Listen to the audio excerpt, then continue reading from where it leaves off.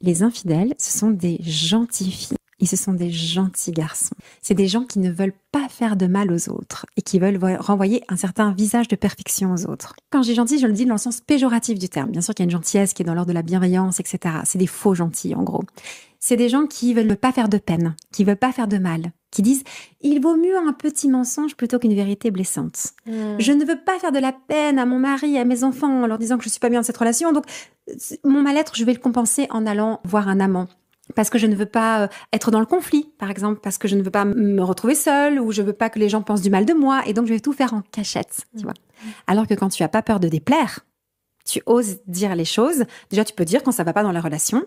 Et puis, soit on trouve une solution, soit on s'arrête. Mais on n'est pas dans cette espèce de jeu de mensonge. Parce que donc, de nouveau, je le dis, dans la fidélité, c'est l'histoire du mensonge, la trahison, la duplicité. Je cache, je dis pas. C'est de ça dont il s'agit. Ce qui est terrible pour eux, c'est qu'au départ, ils voulaient te faire de mal à personne. Et ce sont les gens qui vont faire le plus de mal autour d'eux.